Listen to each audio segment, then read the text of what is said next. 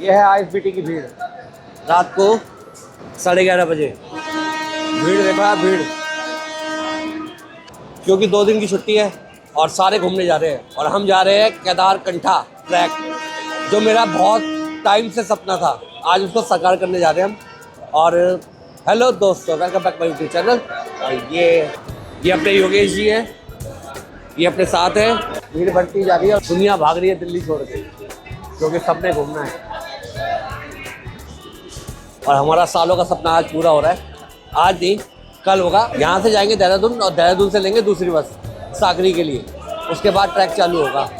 बस बढ़ती जा रही है, ये वाला भीड़ बहुत है हमारे। तो बस 5 मिनट में निकल लेंगे हम। देहरादून आईएसबीटी आ गए। ठंड बहुत है और यहाँ उतर के हमने कर लिया ऑटो में जाएंगे रेलवे स्टेशन, वहाँ से करेंगे साकरी की बस। तो वहीं चलते हैं, सारे वहीं खड़े हुए हैं हम। सुबह 5:30 बजे ऑटो की राइड। क्या क्या कर रहे हैं। मिल गए बंदे, मिल गए हमारे भाई। और उस्ताद जी बढ़िया बढ़िया। और सुनाओ। बात फर्स्ट क्लास। और कहाँ सारे? आ जाओ, मेरे मामा सब आए ना, आ जाओ। अच्छा, ये जो बस डिपो है देहरादून का, ये है रेलवे स्टेशन के पास वाला। हम पीछे वाला छोड़ दिया, मेन वाला। और यहाँ से किया हमने हल्का फुल्का सा नाश्ता। मैगी बढ़िया बना रखी थी, मटर वगैरह सब डाल रखा था, बढ़िया बना रखी थी, टमाटर वमाटर डाल के। और ये है बस डिपो, यहाँ से लेके साकरी के लिए।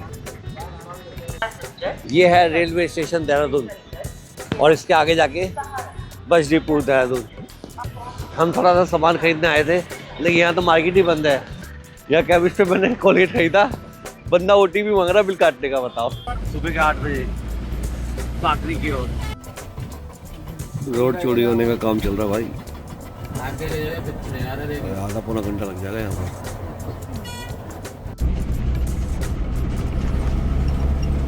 कितना पुराना ट्रक है ये, उसके बाद भी कितना प्यार से सजा रखा है। पर उसके नज़ारे ही नज़ारे भाई। 50 किलोमीटर दूर है साकरी और हमारी गाड़ी का क्लच खराब हो गया है, इसलिए इतनी धीरे धीरे चल रही है। यहाँ रुके भाई, क्लच खराब हो गया गाड़ी का और ड्राइवर साहब चेक कर रहे हैं कुछ होता है या नहीं होता।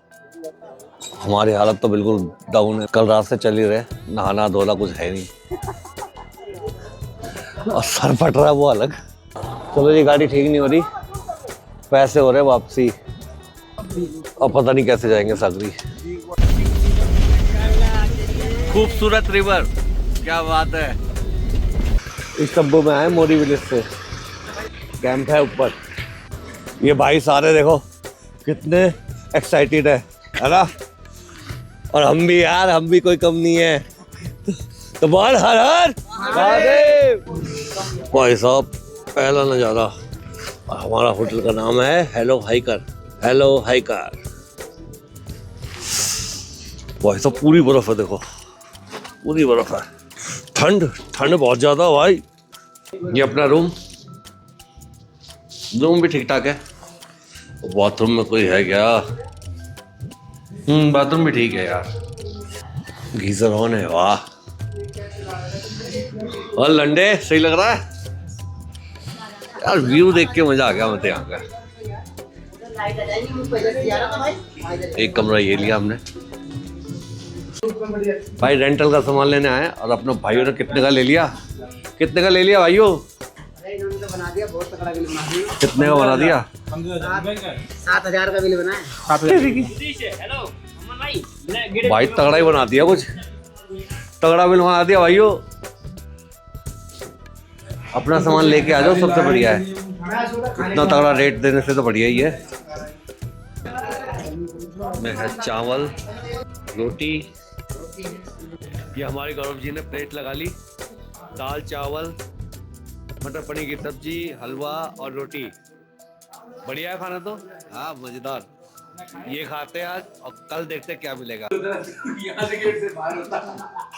बैठो भाई बैठो। अरे यहाँ लो जी, खाना खा के और ये भाई सोने की तैयारी में। सुबह 6 बजे उठ के फिर से चलना है हमने। गुड मॉर्निंग दोस्तों, ये है साकरी विलेज का व्यू। कितना प्यारा है देखो। तो रात को हम 8 बज गए थे आते आते, इसलिए दिखा नहीं पाए थे, लेकिन कितना प्यारा है देखो यार।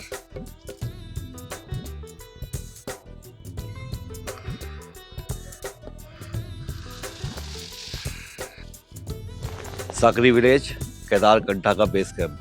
फिर वो गेट्स थे ना, तब बोला था। फिर वो गेट्स वगैरह जो थे वो रात को एक ही बजते थे। लोगों को नींद आने वाले लोग ब्रीफिंग के लिए आए। आपको वो सारी फैसिलिटीज नहीं मिलेंगी वहाँ पे, जो चीज़ें यहाँ प्रोवाइड की हो सकती है, ठीक है ना। तो अपने कंफर्ट जोन को छोड़ के जाना, ट्रैकिंग है, ठीक है। तो आपके पास होना चाहिए good quality trekking shoes, water proof या वाटर रेजिस्टेंट। आपके पास होने चाहिए extra socks, woollen socks, cotton socks, सारे वुलन वाले आप शाम को यूज़ करेंगे, बाकी जो पतले वाले सॉक्स होते हैं वो ड्यूरिंग ट्रैक यूज़ करेंगे। ड्यूरिंग ट्रैक कोई भी हैवी लेयरिंग नहीं करेंगे, ठीक है ना। आपके पास 3 से 4 पेयर होने चाहिए आपके पास सॉक्स, ठीक है, जिसमें से 2 वुलन सॉक्स होने चाहिए और 2 आपके ट्रैकिंग के लिए पतले वाले सॉक्स, ठीक है। तो इसके ऊपर आएगी आपकी ट्रैक पैंट, ठीक है, ट्रैक पैंट और थर्मल्स। सबसे पहले थर्मल्स लाए सब? हाँ सबके पास है थर्मल? बिल्कुल, ठीक है। यूज़ कोई नहीं करेगा दिन को, पर नहीं दिन को नहीं, डे में नहीं, ठीक है। जब रात को ट्रैक खत्म हो जाएगा हमारा, सिर्फ तभी थर्मल्स का यूज़ होगा, ठीक है ना। थर्मल अगर एक बार भीग गया ना, 4 दिन तक सूखेगा नहीं हो, ठीक है। तो इसलिए थर्मल का यूज़ नहीं करना है किसी ने, ठीक है। समिट पे भी नहीं, समिट पे तो मुश्किल है फिर जाना ना, अभी कल फिर से तूफान बताया जी। इसके बाद आएगी आपकी ड्राई फिट टी शर्ट, ठीक है, जो आप दिन में ड्यूरिंग ट्रैक आप यूज़ करेंगे। ड्यूरिंग ट्रैक सिर्फ एक ड्राई फिट टी शर्ट और एक उसके ऊपर सिर्फ फ्लीस, ये 2 चीज़ें काफ़ी रहती है, ठीक है। ड्राई फिट टी शर्ट होगी आपके पास 2 से 3 पेयर होने, 2 से 3 होनी चाहिए ड्राई फिट टी शर्ट, ठीक है। थर्मल का 1 पेयर होना चाहिए, उसके बाद फ्लीस होनी चाहिए आपके पास, 1 या 2 फ्लीस होनी चाहिए, ठीक है। उसके बाद होना चाहिए आपके पास माइनस टेम्परेचर वाला जैकेट, जैसे कि मैंने लगाया, ठीक है। इसके बाद आती है आपकी वुलन कैप। बॉडी की जो 40% हीट है वो हमारे सर से दूर होती है, तो सर को हमेशा सुबह शाम अपना कवर करके रखना है, क्योंकि आप लोग एक्लेमेटाइज नहीं हैं अभी इस अल्टीट्यूड पे। लो अल्टीट्यूड से सब लोग आए हैं, हाई अल्टीट्यूड पे जाएंगे, अपने आप को थोड़ा एक्लेमेटाइज भी करना है, ठीक है। ठंड में रहना है, थोड़ा अडेप्ट होने देना है बॉडी को।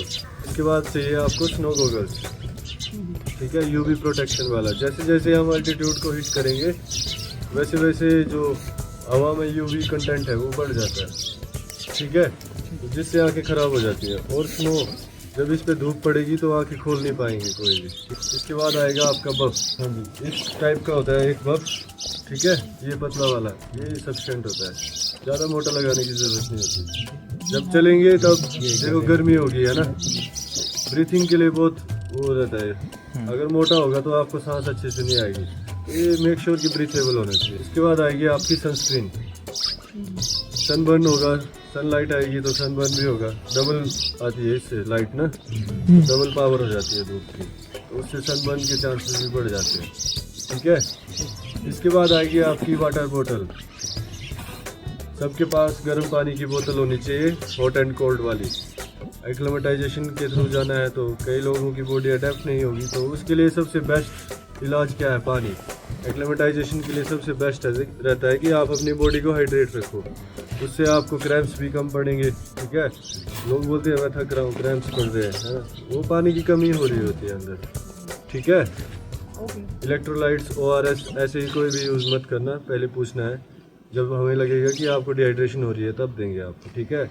अपनी बॉडी को नेचुरल तरीके से अडेप्ट होने देना। हो गया तो फिर जो डाइमॉक्स टैबलेट वगैरह लेते हैं, और आप ही लेते हो?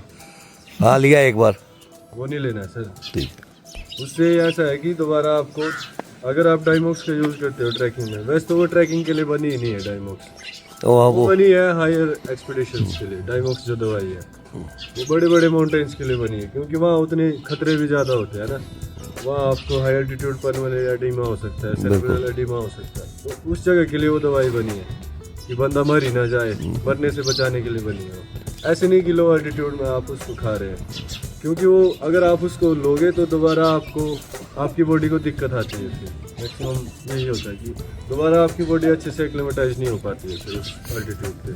सो इसके बाद आएगा आपका ट्रैक पोल, जो आपका बॉडी वेट कैरी करेगा, आपका बैग का वेट कैरी करेगा, 20 to 30% वेट आपका जो कैरी करता है ट्रैक फोल। इसके बाद आएगी आपकी हेडलैम्प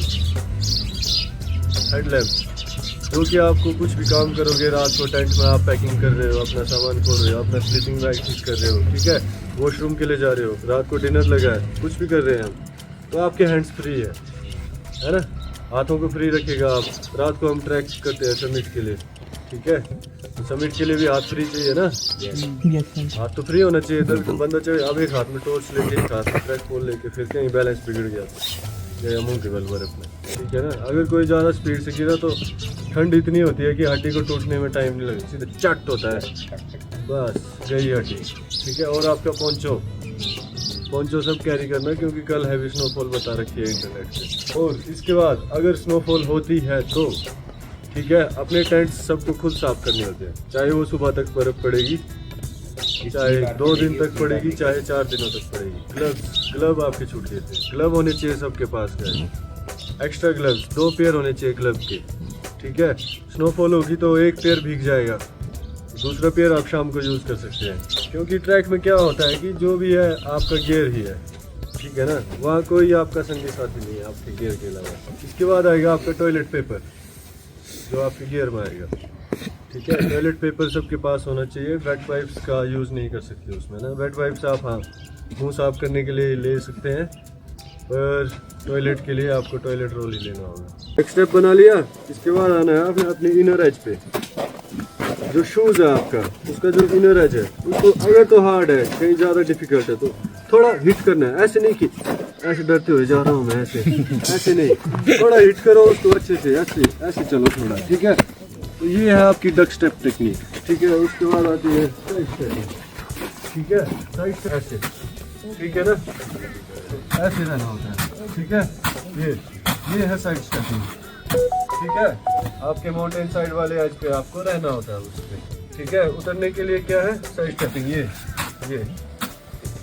और पैरों को कोई ऐसे नहीं लाएगा कि ऐसे उतर रहा हो, वाइड एंगल स्टांस, आपके शोल्डर्स के लेवल का स्टांस होना चाहिए जिससे आपको बैलेंस मिलेगा। क्या होता है आपका व्हील पे बैठना होता है, ये देखो बैठ के लो, ठीक है, कहीं नहीं फिसलोगे, ठीक है ना। वहाँ थोड़ा कम है ना बर्फ, ऐसे बैलेंस करने की कोशिश करिए, ऐसे मार्च पास किया है ना, ऐसे थोड़ी देर चलो, ऐसे आपका माइंड खुद ही क्लियर हो जाएगा। हील पे जब बैलेंस करोगे ना तो खुद ही आपका बैलेंस बन जाता है नीचे की ओर करते टाइम, ठीक है। ये आपकी असेंडिंग और डिसेंडिंग टेक्निक्स है, ठीक है। तो सब कुछ मैक्सिमम क्लियर ही हो गया। ब्रीफिंग हमारी पूरी हो गई, अब ब्रेकफास्ट हो रहा है। ब्रेकफास्ट में देखते क्या है, अचार, आलू की सब्जी और परांठा खाते हैं। अब ये फॉर्म भरवाया भाई, डिक्लेरेशन फॉर्म है ये, अगर आपको कुछ हो जाता है तो जिम्मेवार आप ही हो, हम नहीं है। तो डिक्लेरेशन फॉर्म तो भरना भी चाहिए वैसे भी, कि कोई भी कहीं भी गिर गया तो क्या करेगा इंसान, भुगतेगा कौन।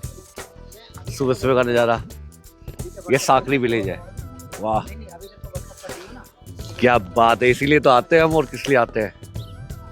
मार्केट लगी हुई है, ए डॉगी और डॉगी,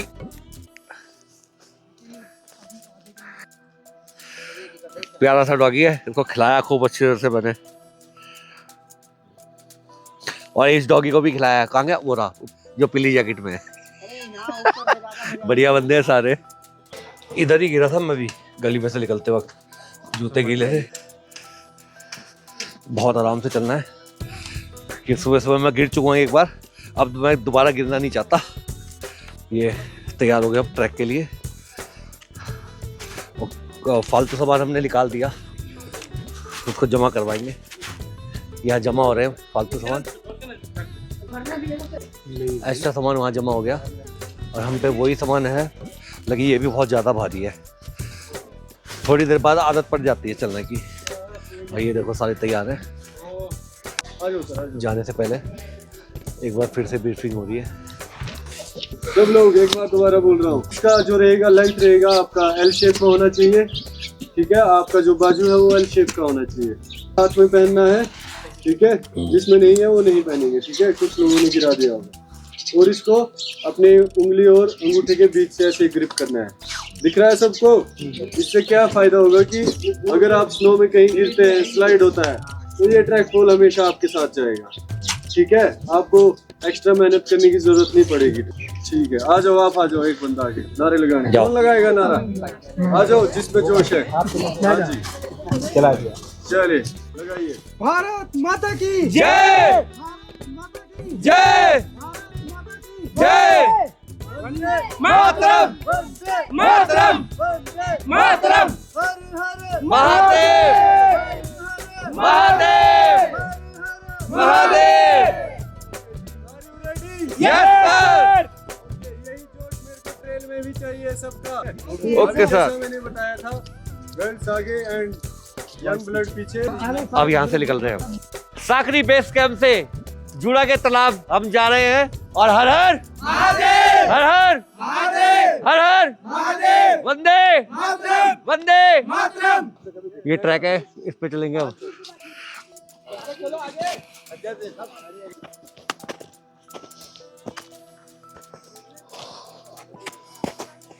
हर हर महादेव, हर हर महादेव। दे देंगे। व्यूज देखो यार, क्या मस्त व्यूज है। ये अपने बंदे देखो, अब मस्त हो रहा है बिल्कुल। बस ऐसे नज़ारों के लिए आते हैं हम। देखो कष्ट उठाते हैं, कष्ट। 12-13 किलोमीटर का ट्रैक है, वो करेंगे हम। सिर्फ बाइक से ही नहीं, कार से ही नहीं, ट्रैक भी करते हैं हम।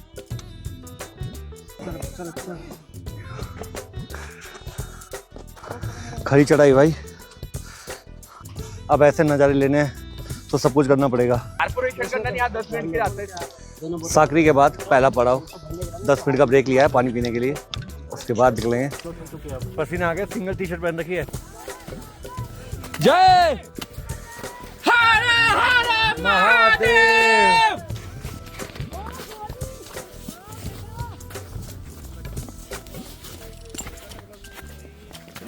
जूड़ा के तालाब से शायद 1 किलोमीटर पहले 20 मिनट का ब्रेक है।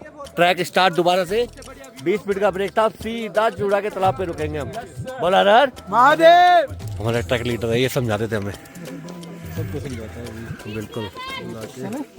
ये लास्ट स्टॉल है, कुछ खाना पीना हो तो। उसके बाद सीधा जूड़ा का तालाब है। यहाँ से आपको बहुत सारी माउंटेन पीक्स विजिबल हो रही है। ठीक है, बेसिकली ये जो पूरी रेंज है, इसको सरस्वती रेंज कहा जाता है। ठीक है, हाँ जी। और जो आपका केदारनाथ है, वो इन पहाड़ों के पीछे पड़ता है इस तरफ को। अच्छा, ठीक है जी, समझ रहे हैं सब? तो वो जो सामने आपको 4 पीक्स दिख रही है, इकट्ठी है। हाँ जी, जो पहाड़ तो एक ही है, पर पीक्स 4 है। हाँ, ठीक है। तो माउंटेन के इस फीचर को बोलते हैं massive. A group of mountains is called massif. तो वो सब एक मैसिफ में आते हैं। और उस पीक का नाम है स्वर्गारोहिणी पीक।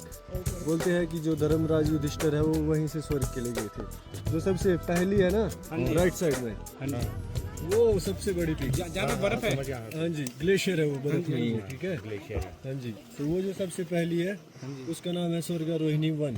स्वर्गारोहिणी 1 स्वर्गारोहिणी मैसिफ में ये सारी पीक्स आती है। अच्छा। वो है स्वर्गारोहिणी फर्स्ट। अच्छा। ठीक है, जिसका अल्टीट्यूड है 6249 मीटर्स। अच्छा, okay. 6000 metre peaks, they all are 6000 metre maximum.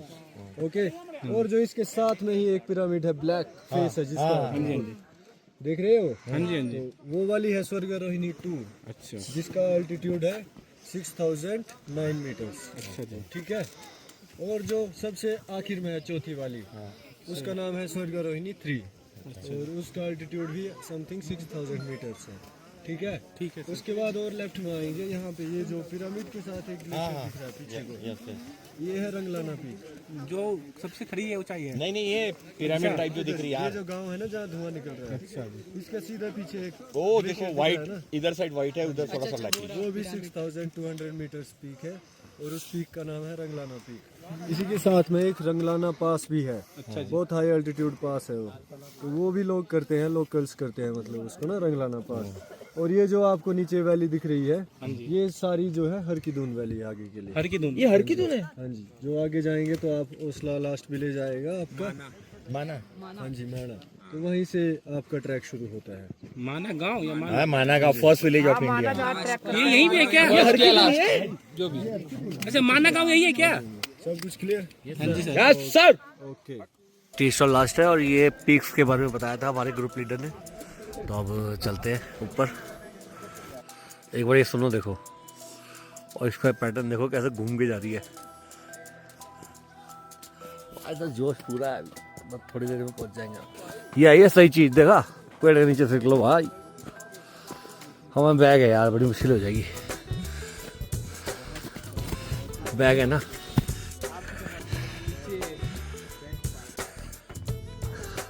पहुंच गया जोड़ा के तालाब। ये लगे हुए टेंट, लेकिन आज हालत ठीक है हमारी, ज़्यादा बुरी हालत हुई नहीं है। जैसे श्रीखंड में हुई थी ऐसा कुछ नहीं हुआ।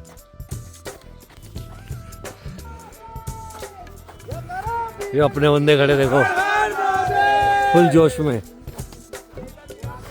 फुल जोश में, फुल जोश में।